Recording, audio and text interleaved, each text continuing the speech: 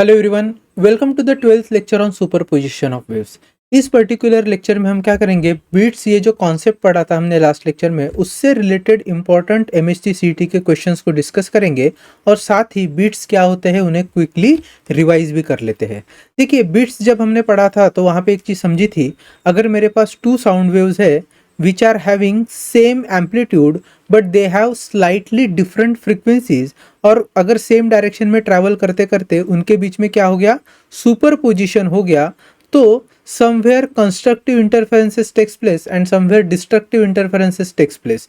जहाँ पे constructive superposition होता है ऐसे जगह पे रिजल्टेंट वेव का जो एम्पलीट्यूड है वो 2 times the amplitude of individual wave होता है, और where destructive interference takes place वहाँ पर क्या होता है, रिजल्टेंट एम्पलीट्यूड 0 होता है।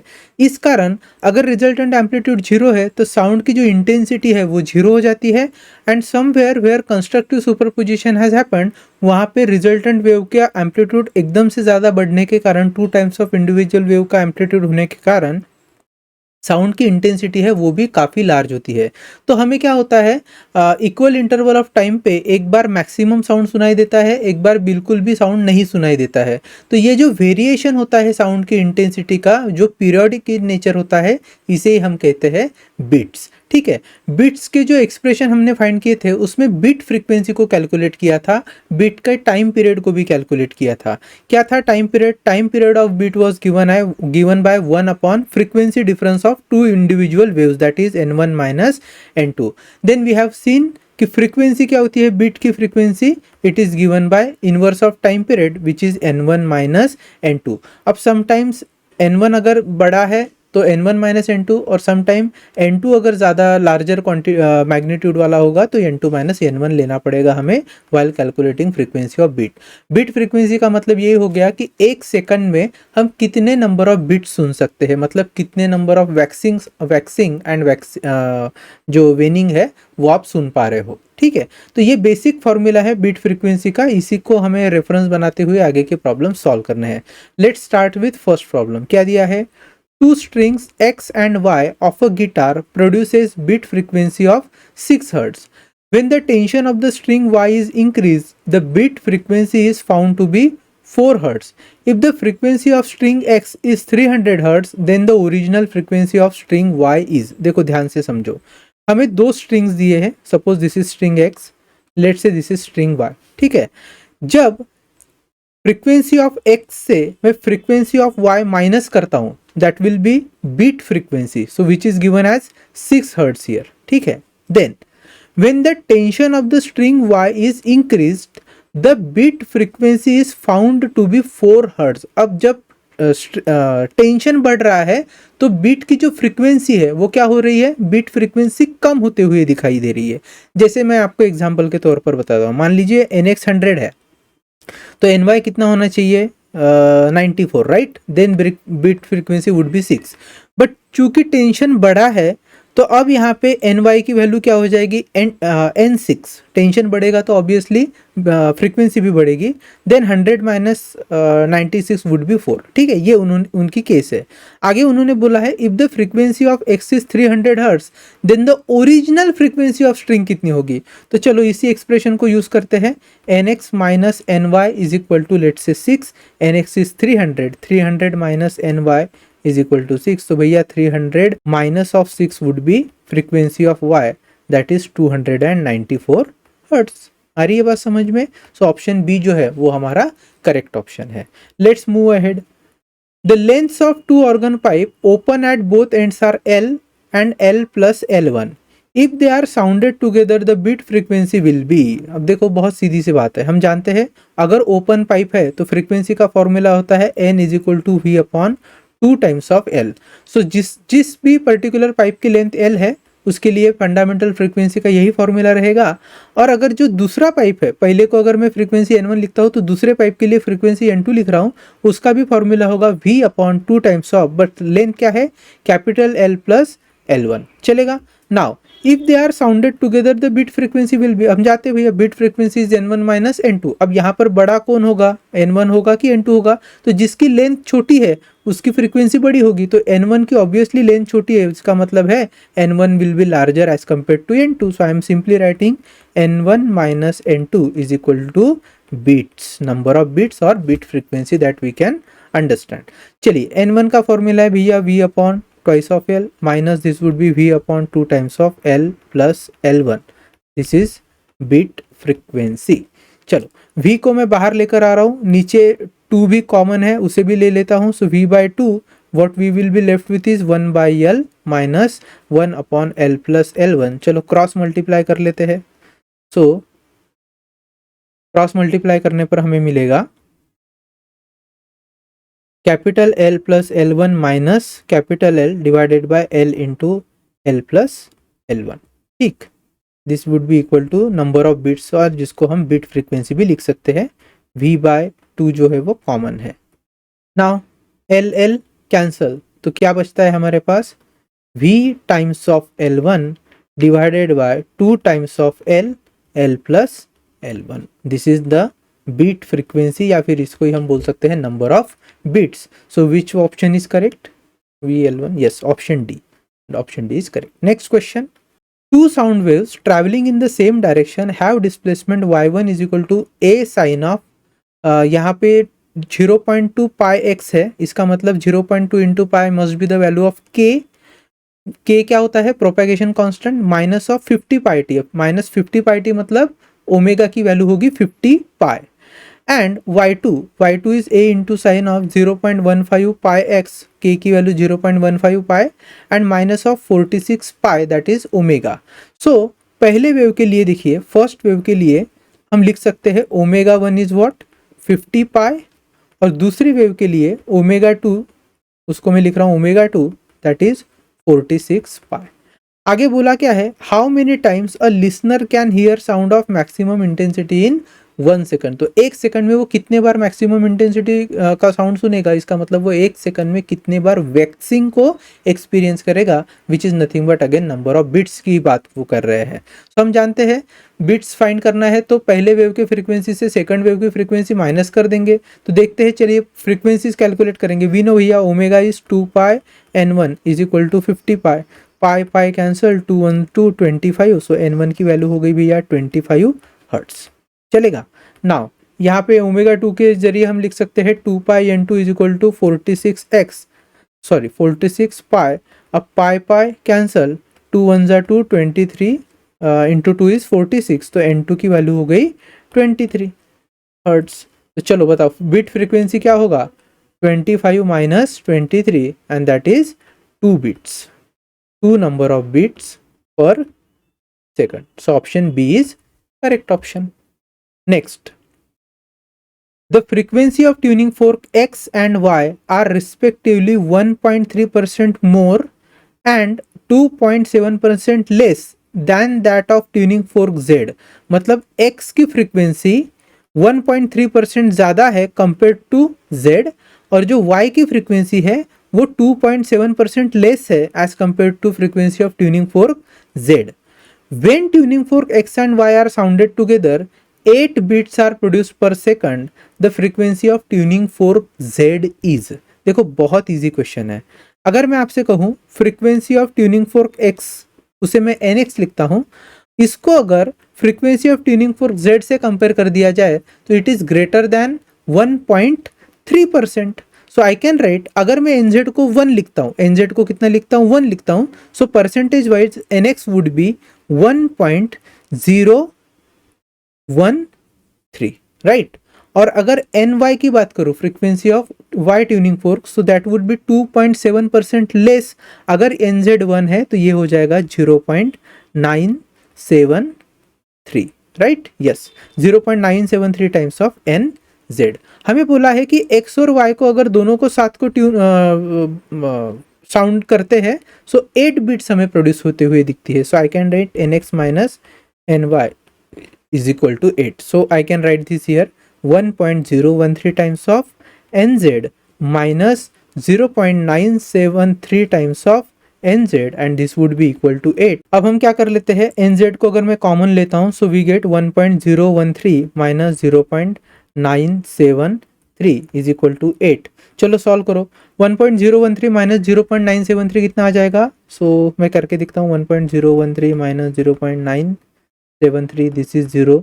11 में से 7 चले गए 4, then this would be 0, right. 10 minus 10 is 0, again 1, this is 0. So 0.04. So I can write nz into 0.04 which is 8.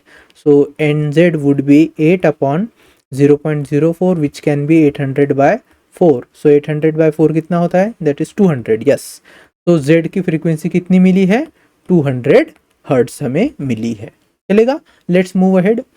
A closed organ pipe and an open organ pipe of same length produces 2 beats per second when they are set into vibrations together in a fundamental mode.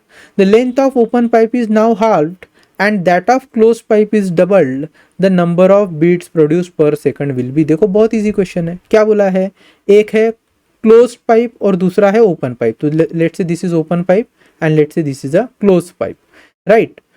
Having same length, दोनों की length l है और fundamental frequency पर जब उनको sound किया जाता है तो कितने बिट्स सुनाई दे रहे हैं, वैसा वो बोल रहे हैं 2 बिट्स. तो हम जानते हैं भैया frequency of let's say open pipe और फ्रीक्वेंसी ऑफ मैं क्लोज पाइप अगर कहूँ तो हम जानते हैं frequency of open pipe 2 times होता है फ्रीक्वेंसी ऑफ क्लोज पाइप के when they are of same length. So I can simply write here v upon 2 times of l minus v upon 4 times of l would be equal to 2. तो यहाँ से हमें v upon l की value मिल जाएगी, बिल्कुल मिल जाएगी. So this would be v upon 1/2 minus 1/4 is how much, 1/4. So this would be v upon 4 times of l is equal to 2. तो v would be v by l would be 8. 4 into 2 is how much, this is 8. ठीक है. अब आगे क्या बोला है, the length of open pipe is now हाल्व and that of close pipe is double. तो length of open pipe जो है, अगर मैं ओपन पाइप के फ्रीक्वेंसी में से क्लोज पाइप की फ्रीक्वेंसी अगर माइनस करूँ तो मुझे नंबर ऑफ बिट्स मिलेंगे, वही हमें उन्होंने पूछा है. लेकिन आप लेंथ में चेंज है, जो ओपन पाइप की लेंथ है उससे क्या किया है, the length of open pipe is half. So v upon 2 into this would B l by 2 minus v upon close pipe कितना होता है 4 times of l. But close pipe की जो लेंथ है वो डबल कर दी गई है. So I can write this as 2 times of l. और हमें क्या पूछा है, नंबर ऑफ बिट्स पूछा है. तो चलो हो गया. I can cancel this 2. 4 into 2 is 8. So we have v by l minus v by 4 times of 4 into 2 is 8. So 8 times of l is equal to question mark. Now v by l की value कितनी होती है भैया, 8 होती है. So v by l is 8 minus this would be 8 upon 8. तो 8 upon 8 is 1. 8 minus 1 is 7. तो answer कितना आ गया, डी ऑप्शन है हमारा 7. चलेगा. Let's move ahead. If 2 waves of same amplitude having frequencies 340 and 335 hertz. अब 2 वेव्स है, सेम एम्पलीट्यूड है और उनके अलग अलग फ्रीक्वेंसी देकर रखी है. तो वी कैन नो भैया bits must have been formed are moving in the same direction, then the time interval between two successive maxima और two successive minima के बीच का जो टाइम इंटरवल होता है वो होता है time period of beat. And we know कि टाइम पीरियड ऑफ बीट का जो एक्सप्रेशन है which is 1 upon n1 minus n2 या फिर n2 माइनस n1. देख लेते हैं कौन जो है वो लार्जर एम्पलीट्यूड की वैल्यू है. So frequency of first is 340, second is 335. That means we can simply write n1 minus n2. So 1 upon how much is n1, 340. 340 minus 335 is how much, 5, right? And 1 by 5 is 0.2. So 0.2 second. This is the value of time period of 2 successive maxima or 2 successive waxing. The same is valid for 2 successive minima or 2 successive waning as well. चलिए आगे बढ़ रहे हैं. Two tuning fork A and B produces 8 beats per second when vibrated together in a fundamental mode. So Na minus Nb या फिर Nb minus Na आप कुछ भी ले सकते हैं, उसका जो आंसर आएगा वो आएगा 8. तो frequency difference in between A and B produces 8 beats. आगे उन्होंने दिया है fork A is in resonance with a closed tube of 16 centimetre long. तो अगर मैं एक 16 सेंटीमीटर लॉन्ग ऐसा क्लोज ट्यूब निकाल रहा हूँ तो the length of closed pipe is how much 16 centimetre. तो इसके साथ कौन सी ट्यूनिंग फोर्क रेजोनेंस में है? ए जो ट्यूनिंग फोर्क है वो रेजोनेंस में है। फिर आगे उन्होंने बोला है fork B is in resonance with open tube of 32.5 centimetre long. तो यहाँ पर हम एक ओपन ट्यूब ले लेते हैं। इस लेंथ ऑफ ओपन पाइप जो है इसको कितना दिया है उन्होंने? 32.5 सेंटीमीटर। और इसके साथ कौन रेजोनेंस में है? ट्यूनिंग फोर्क बी रेजोनेंस में है। चलेगा। तो आप एक तरीके से कह सकते हो कि Na is V upon 4 times of length of close pipe and NB would be equal to V upon 2 times of length of open pipe. चलेगा ना। आगे क्या पूछा है उन्होंने? The frequencies of fork A and B are Na and NB respectively. The values of Na and NB। तो हमें actually tuning fork A और ट्यूनिंग फोर्क B की फ्रीक्वेंसी को कैलकुलेट करने के लिए बोला है। देखिए बहुत इजी प्रॉब्लम है। कैसे? सबसे पहले बिट्स दिए हैं, तो बिट्स में क्या हो जाएगा? मान लीजिए Na माइनस NB में लिख रहा हूँ, इट इज 8। ठीक, तो इस फॉर्मूले को तो यूज करना है, लेकिन ना तो Na की वैल्यू पता है ना ही NB की वैल्यू पता है, तो अननोन वैल्यूज दो वैल्यूज अननोन है। तो आप कैसे करेंगे? देखिए मैं Na अपॉन NB का एक रेशियो ले सकता हूँ। Na would be how much? V upon 4 times of length of close pipe into 2 times of length of open pipe divided by V आ जाएगा। V वैसे ही कैंसिल हो गया। देन 2 1 जा 2, 2 2 जा 4। लेंथ ऑफ ओपन पाइप कितना है भैया? 32.5 है। Length of close pipe is how much? It is 16, right? So 16 into 2 that would be 32। So Na upon NB मुझे मिला है 32.5 divided by 32। So I can write this as 325 divided by 320। तो चलो रख लेते हैं। So I can put Na as, Na को देखिए मैं लिख रहा हूँ 325 divided by 320 times of NB minus NB is equal to 8। तो NB क्या हो गया? कॉमन आ गया। Then this would be 325 divided by 320 minus 1, cross multiplication करेंगे तो 325 माइनस 320 डिवाइडेड बाय आ जाएगा 320, दिस वुड बी 8। अब देखिए 325 माइनस 320 तो बचेंगे 5, 5 डिवाइडेड बाय बचेगा 320। तो हम एक काम कर सकते हैं, NB is equal to 8 into 320 divided by आएगा 5। चलेगा। अब देखो 5 6 जा 30, then we have 26, 5 into 4 that would be 20, so 64 into 8 कितना होता है? 8 into 4 is 32 का ये हो गया 2, we have 3, 8 into 6 48 plus 3 is 51, so ये हो गया 512 हर्ट्स। तो NB की वैल्यू है 512 हर्ट्स। ऑप्शन देखते हैं Na NB 512 हर्ट्स। देखिए NB की वैल्यू 512 हर्ट्स एक ही ऑप्शन है, तो इसका मतलब ए ऑप्शन जो है 520 हर्ट्स वो ऑटोमेटिकली करेक्ट ही हो गया। और नहीं भी का पता करना है तो यहाँ से कर ही सकते हैं। ठीक है, चलो। So first option is our correct option. Let's two sound waves having displacement y1 is equal to 2 into sine of 1000 pi t and y2 is equal to 3 into sine of 1006 pi t when interfere produces 5 beats 6 beats 3 beats 1 beats. तो beats का question है, यहाँ से तो समझ में आ गया। अब चलिए बिट्स फाइंड करेंगे। तो बिट्स कैसे फाइंड होगा? या तो आप n1 माइनस n2 कीजिए या n2 माइनस n1 करिए, राइट? बट देखना पड़ेगा n1 की वैल्यू और n2 की वैल्यू कैसे फाइंड होगी। तो हमारे पास ओमेगा की वैल्यू है। Omega 1 is how much? 1000 pi and omega 2 is how much? 1006 पाई। तो भैया यहाँ पे n1 कैसे मिलेगा? सो 2 pi n1 is omega 1, that would B 1000 pi. Pi cancel, 2 से अगर 1000 को डिवाइड करेंगे तो हमें मिलेगा 500, so that is 500 hertz is n1। वैसे ही n2 को अगर फाइंड करेंगे so that would be 2 pi n2 is equal to 1006 pi. भैया pi cancel, so n2 would be 1006 divided by, तो दैट वुड बी 503 हर्ट्ज। समझ में आ रहा है क्या? अब देखिए 503 में से 500 चले गए, सो n2 माइनस अगर n1 में करता हूँ so I would be getting 3 as an answer. तो नंबर ऑफ जो बिट फ्रीक्वेंसी है वो कितनी होगी? 3 होगी। So 3 beats I will be able to heard and C एक ही ऑप्शन है। अच्छा, उसमें जो सेकंड पार्ट दिया है वो कह रहा है कि the maximum intensity is 25 units. अब देखो मैक्सिमम इंटेंसिटी कहाँ देखने को मिलता है, वैक्सिंग में, और वैक्सिंग में होता क्या है, दोनों ही एम्पलीट्यूड जो है वो डायरेक्टली ऐड हो जाते हैं।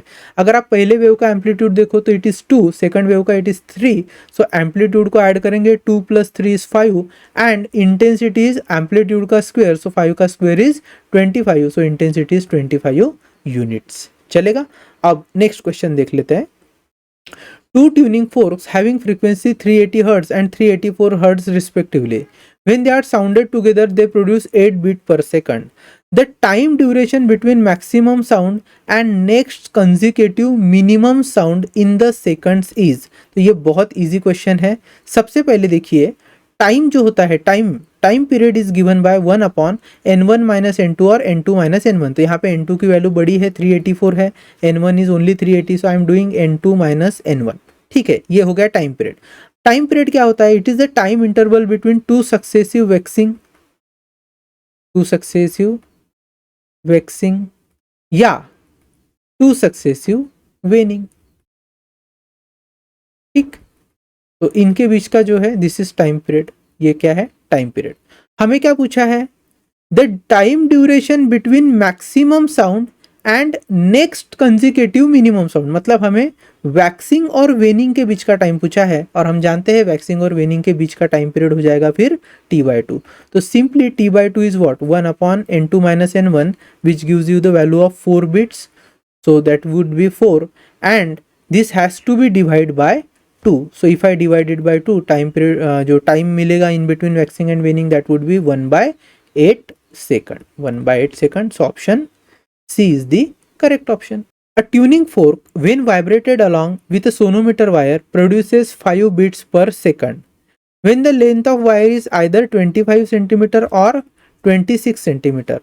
The frequency of tuning fork is। अब देखिए बहुत इंटरेस्टिंग और इम्पॉर्टेंट क्वेश्चन है, क्योंकि इसी तरीके से जो इसी टाइप के क्वेश्चन है वो कई बार पूछे गए हैं एग्जाम में, और आगे भी चांसेस है कि इस टाइप के क्वेश्चन रिपीट हो जाए।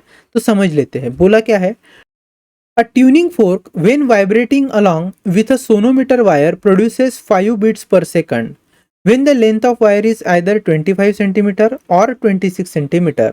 The frequency of tuning fork is। ध्यान से समझते हैं। मान लो मेरे पास इस तरीके से सोनोमीटर वायर है जिसकी इनिशियल लेंथ L1 में ले रहा हूँ 25 सेंटीमीटर, फिर उसी सोनोमीटर की दूसरी वायर है जिसकी लेंथ है L2 विच इज़ 26 सेंटीमीटर, या फिर हमने सेम वायर की लेंथ को इंक्रीज कर दिया 26 सेंटीमीटर पे। अब जब मैं कोई ट्यूनिंग फोर्क लेकर आ रहा हूँ जिसकी फ्रीक्वेंसी है NF, ठीक है, इसको जब पहले वायर के सेटअप के साथ हमने वाइब्रेट करवाया तब देखा कि कितनी फ्रीक्वेंसी मिल रही है, bit frequency 5 number of bits are heard. और अगर मैं 26 लेंथ वाले इस सोनोमीटर वायर के पास भी ट्यूनिंग फोर्क को वाइब्रेट करवाता हूँ तब बिट फ्रीक्वेंसी कितनी मिल रही है, 5। तो इसका मतलब ये होगा, चाहे आप NF और पहले वायर की फ्रीक्वेंसी, अगर मैं इसको N1 कहता हूँ, सो N1 और NF में अगर डिफरेंस निकालते हैं तो भी 5 मिलने वाला है, और सेकंड वायर की फ्रीक्वेंसी अगर मैं N2 लिखता हूं तो N2 और NF में जो भी डिफरेंस मिलेगा वो भी 5 मिलेगा। सवाल ये है कि बिट की फ्रीक्वेंसी कैलकुलेट करते वक्त हम क्या कर सकते हैं, देखिए जनरली N1 - NF = 5 लिखना है या NF - N1 = 5 लिखना है, ये हमें समझना पड़ेगा। वैसे ही N2 - NF = 5 होगा या NF - N2 = 5 होगा। क्यों? क्योंकि कभी हो सकता है कि ट्यूनिंग फोर्क की फ्रीक्वेंसी ज़्यादा रही हो, और कभी हो सकता है कि इंडिविजुअल जो स्ट्रिंग है उसके कारण जो फ्रीक्वेंसी हमें मिल रही है वो ज़्यादा रही हो। हम जानते हैं लार्जर वैल्यू से हमें स्मॉलर वैल्यू माइनस करनी पड़ती है सो दैट बीट फ्रीक्वेंसी हम पा सके। अब दिक्कत क्या है, यहाँ पर आपको ऑब्जर्व करना है in between N1 and N2 कौन बड़ा होगा, मतलब किसकी फ्रीक्वेंसी ज़्यादा होगी। तो हम जानते हैं भैया N is inversely proportional to length होता है, सो जिसकी लेंथ कम होगी उसकी फ्रीक्वेंसी ज़्यादा होगी, और जिसकी लेंथ ज़्यादा है उसकी फ्रीक्वेंसी कम होगी। तो यहाँ पर जो डेटा हमें दिया है उस हिसाब से N1 should be greater than N2, N1 should be greater than N2। अब आते हैं लौट कर हमारे बीट फ्रीक्वेंसी पर। तो हम जानते हैं अगर ट्यूनिंग फोर्क को मैं वाइब्रेट कर रहा हूँ स्ट्रिंग के साथ तो N1 - NF is the frequency of tuning force, ये आना चाहिए 5 फर्स्ट केस। और सेकंड केस में क्या होगा, चूंकि n2 छोटा है n1 से, तो हमें लिखना पड़ेगा भैया nf minus n2 is equal to 5। ये दो आपके मदर इक्वेशन है, आगे आने वाले इस टाइप के क्वेश्चंस में इसको आपको ध्यान रखना है। चलिए अब हमें क्या फाइंड करना है, we have to find frequency of tuning fork. अब ट्यूनिंग फोर्क की फ्रीक्वेंसी फाइंड करने के लिए दो इक्वेशंस है, तो जनरली अगर दो इक्वेशन आते हैं हम लोग तो साइमल्टेनियस एक्सप्रेशन का यूज करते हैं। But if you see carefully, यहाँ पर जो दो वैल्यूज है दोनों अननोन है, लेकिन दो इक्वेशन में तीसरा एक फैक्टर अननोन आया है। मतलब पहले इक्वेशन में n1 है तो दूसरे इक्वेशन में n2 है, यहाँ पर तीन अलग अलग अननोन वैल्यूज है, तो साइमल्टेनियस इक्वेशन से ये सॉल्व नहीं होगा। फिर दूसरा ऑप्शन क्या है, तो यहाँ पर आप ध्यान से देखिए, क्या मैं n1 और n2 के बीच में कोई एक रिलेशन डिराइव कर सकता हूँ? बिल्कुल कर सकता हूँ। अगर मेरे पास उन दोनों के बीच का रिलेशन आ गया तो इस क्वेश्चन को सॉल्व करना ईजी है। कैसे होगा देखो, ध्यान से समझो। I can write n1 is equal to nf plus 5।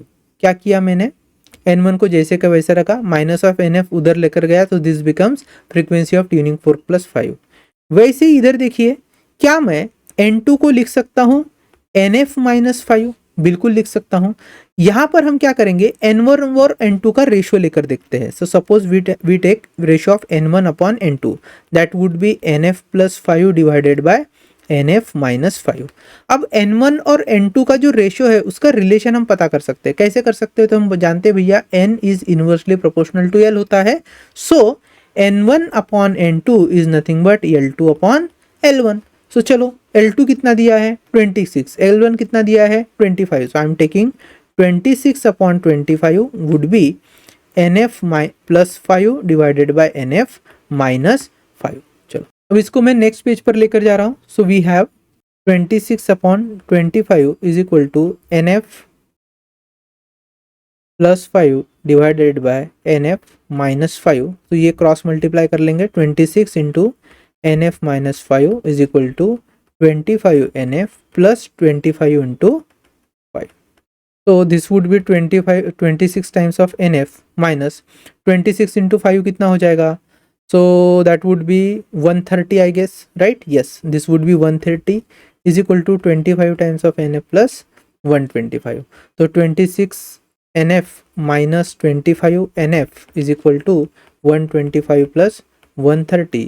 So this would be nf, that is frequency of tuning fork, that would be 5, 3 plus 2 is 5, that is 55 hertz. देखिए क्वेश्चन में लॉजिक ध्यान में रखना है आपको।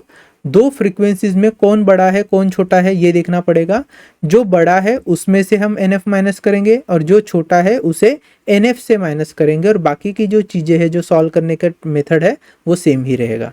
जैसे मैं आपको एक नेक्स्ट क्वेश्चन लेकर बताता हूँ। A wire under tension 225 Newton produces 6 beats per second when it is tuned with a fork. When the tension changes to 256, it is again tuned with the same tuning fork. The number of beats remains unchanged. The frequency of tuning fork will be. अब वैसा ही question है, पहले tension T1 देकर रखा है 225, फिर tension T2 देकर रखा है 256, राइट। अब यहाँ से उन्होंने बोला है कि दोनों ही समय जब टेंशन आपने चेंज भी कर लिया है तो भी नंबर ऑफ बिट सेम ही सुनाई दे रहे हैं with respect to that tuning fork. अगर मैं ट्यूनिंग फोर्क की फ्रीक्वेंसी NF लेता हूँ, पहले वायर के कारण जो फ्रीक्वेंसी मिलेगी उसे N1, दूसरे वायर की फ्रीक्वेंसी N2, और इनके बीच में अगर रिलेशन ढूंढता हूँ तो क्या होगा देखिए, N1 अपॉन N2 अगर मैं करना चाहूँ तो I can write under root of T1 upon under root of T2। आ रही है बात समझ में। So I can write under root of T1 is what 225, under root of T2 is what 226। तो 225 बाहर आएगा तो 15, 226 बाहर आएगा तो 16। इस तरीके से हमें N1 अपॉन N2 की वैल्यू मिल चुकी है। अब आते हैं बिट्स पर। देखो अगर आप ध्यान से देखो तो जिसका टेंशन ज़्यादा उसकी फ्रीक्वेंसी ज़्यादा होगी, तो T2 की वैल्यू ज़्यादा है तो ऑब्वियसली N2 की वैल्यू ज़्यादा होगी। इसलिए आई am writing N2 minus NF is nothing but number of bits. How many bits are there? 6 bits. तो bit frequency is 6। वैसे ही सेकंड केस में क्या होगा, चूंकि N1 छोटा है तो NF माइनस N1 को मुझे लिखना पड़ेगा 6। अब हो गया, यहाँ से मैं N2 लेता हूँ 6 प्लस NF, और यहाँ से मैं N1 लेता हूँ NF माइनस 6। ठीक है, चलो N1 अपॉन N2 का रेशियो लेते हैं। सो N1 upon N2 is NF minus 6 upon NF plus 6 ऐसे में लिख सकता हूँ. But how much do we have? N1 upon N2 is 15 upon 16. So this is 15 time of NF plus 6 is equal to 16 times of NF minus 6. So this is 15 NF plus 15 into 6 is 90 is equal to 16 NF minus 16 into 6 कितना हो जाएगा? 96. ठीक है. सो एक काम कर लेते हैं, 16 NF में से 15 NF को माइनस कर लेंगे. सो यहाँ पर आ जाएगा सिर्फ NF और माइनस 96 लेफ्ट में, राइट से अगर मैं लेफ्ट में लेकर आता हूँ तो वो हो जाएगा प्लस 96. तो 90 प्लस 96 तो कितना हो जाएगा? 186 hertz. 186 hertz which is my option B here. Next question देख लीजिए क्या दिया है. A tuning fork gives 3 beats with 50 centimeter length of sonometer wire. If the length of wire is shortened by 1 centimeter, the number of beats is still the same. The frequency of tuning fork is. जैसे last question है बिल्कुल वैसा ही question है. हमारे पास 2 wire है. So suppose this is wire 1 जिसकी length है 50 centimetre और दूसरी वायर है जिसकी लेंथ है 49 सेंटीमीटर, क्योंकि 1 सेंटीमीटर से शॉर्ट लेंथ है. अगर पहले वायर की फ्रीक्वेंसी मैं N1 ले रहा हूं तो दूसरे वायर की फ्रीक्वेंसी क्या हो जाएगी? N2 हो जाएगी. That is clear.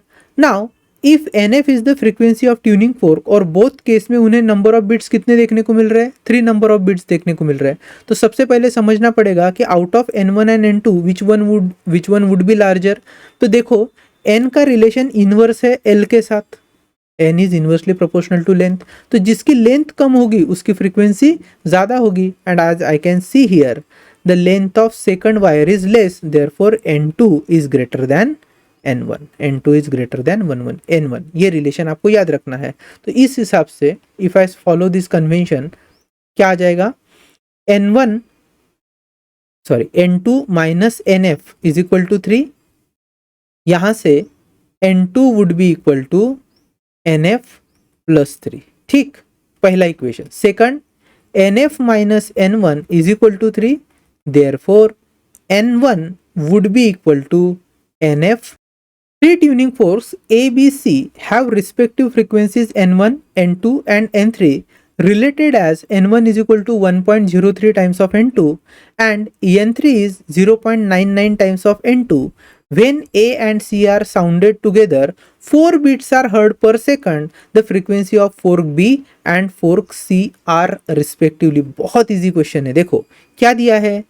हमें दिया है जो N1 है it is 1.03 times of N2, मतलब frequency of A is larger than N2. And lastly N3, जो N3 है it is 0.99 times of N2. So N3 is 0.99 times of N2. अगर आप इसको ध्यान से देखोगे तो N1 जो है वो N2 से बड़ा है और N3 जो है वो N2 से छोटा है. ठीक है, तो सबसे बड़ा N1 then N2 then N3.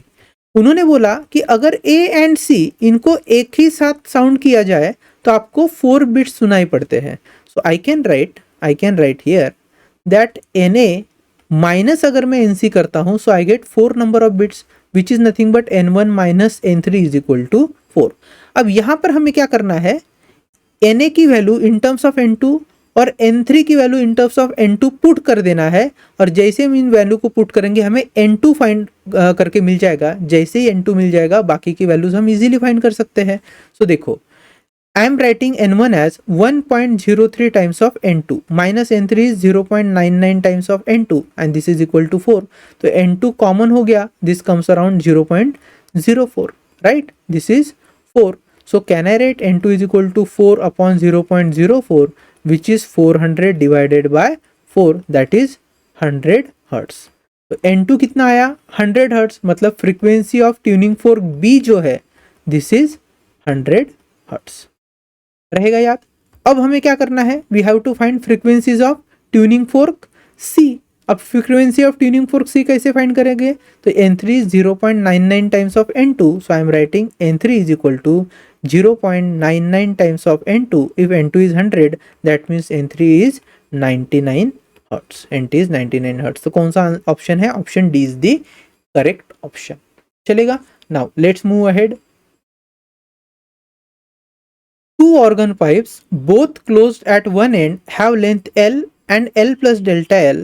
If the velocity of sound in air is v then the number of beats per second neglect the end correction बोला है। देखो पहली बात तो we have been given 2 organ pipes जिनके दोनों and कैसे है, क्लोज्ड है। ठीक, पहले की लेंथ है l तो दूसरे की लेंथ है l plus delta l।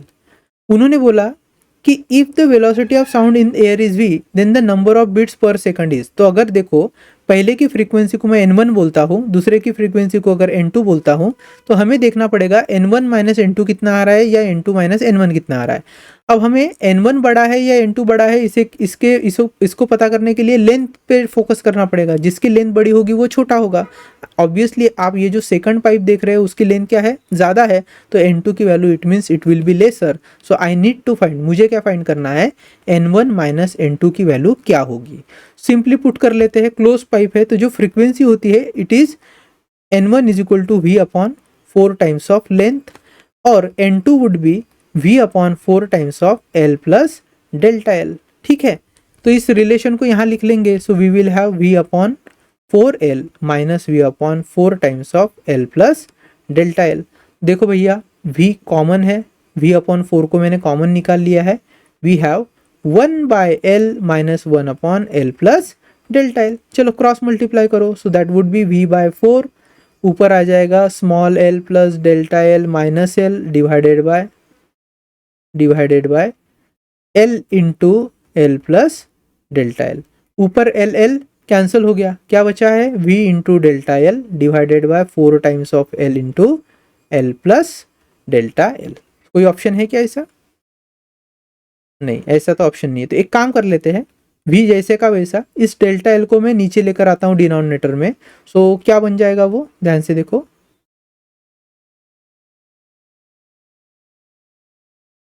That would be v upon 4 times of l, this is l plus delta l। Delta l को मैं नीचे लेकर आ रहा हूँ तो this would also be a delta l। Now I can C v upon 4 times of l, this is l upon delta l plus delta l upon delta l is 1, so l upon delta l plus 1, this is my option D here, so option D is the correct option। ठीक है, इतना आपको याद रखना है। Next, अच्छा तो यहाँ पर अभी तक हमने जो बिट से रिलेटेड क्वेश्चन है उनको देख लिया है। नेक्स्ट हम देखेंगे MST CET के क्वेश्चंस बेस्ड अपॉन सोनोमीटर का concept. Once we are done with sonometer, बाद में हम वाइब्रेटिंग एयर कॉलम को भी पढ़ेंगे and there our chapter will be finished, right. चलो मिलते हैं हमारे नेक्स्ट वीडियो में।